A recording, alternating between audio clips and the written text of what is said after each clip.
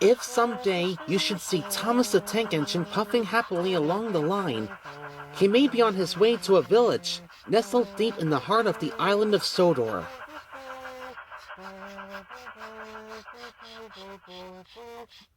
One November morning, Thomas whistled to all his friends. "It's nearly Thanksgiving, and I'll bring you lots of letters and parcels."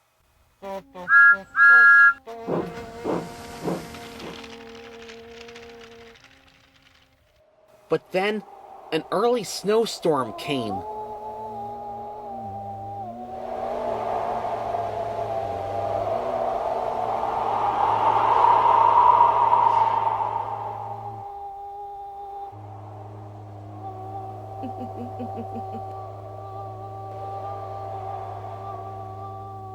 By morning, the island was covered with thick snow.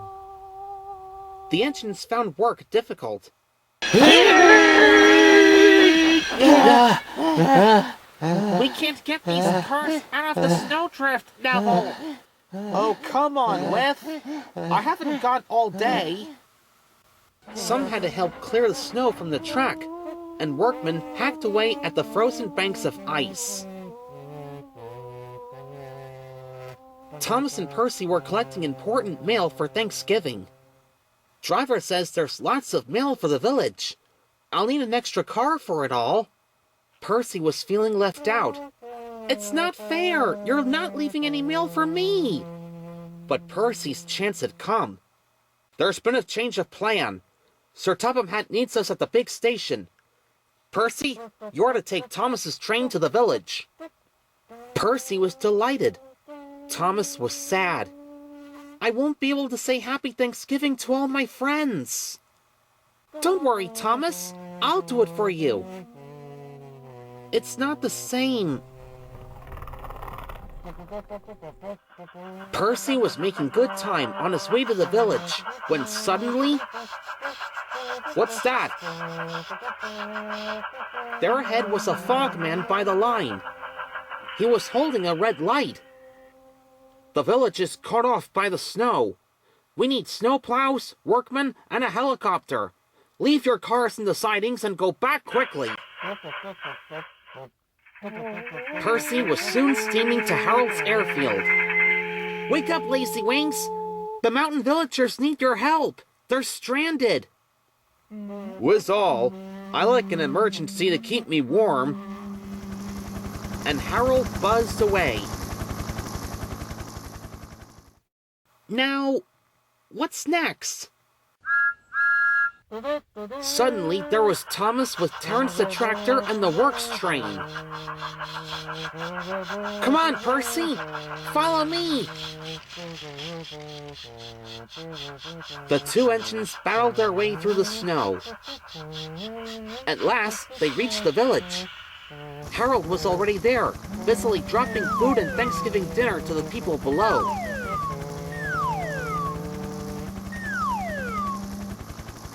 Terence quickly got to work. "Lovely stuff," he said as he pushed the snow aside. "Well done, Percy! Well done, Thomas!" cheered the villagers. "You're the best Santa Claus this village has ever had."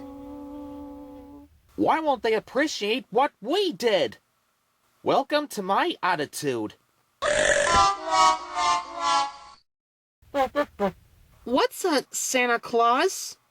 Santa Claus is someone who drops presents down chimneys at Christmas time. Percy looked at his funnel. "I wonder if... You don't suppose..." "No, not funnels, Percy. Chimneys. They're parts of the roof of a house. Santa doesn't drop presents down our funnels." "Oh, I just remembered something. Your mail train is still back at the siding, isn't it? Oh, yes. Yes, it is. Percy hurried back to fetch it.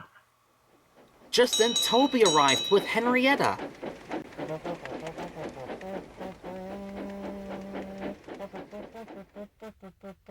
We've brought lots of hot drinks and food for the villagers. That night, all the engines had gone back to the sheds except Toby. The villagers had made a plan to thank the engines. They loaded paint pots and parcels into Henrietta, then they set off through the moonlit countryside.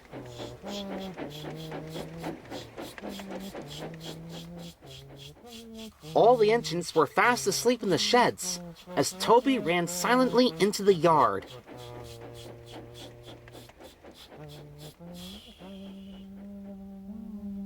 He had no idea what the villagers were going to do, but he knew it was going to be a big surprise.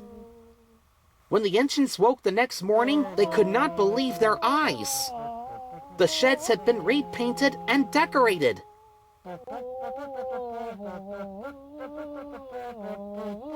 The engines whistled in delight, and everyone agreed that it was a really happy Thanksgiving.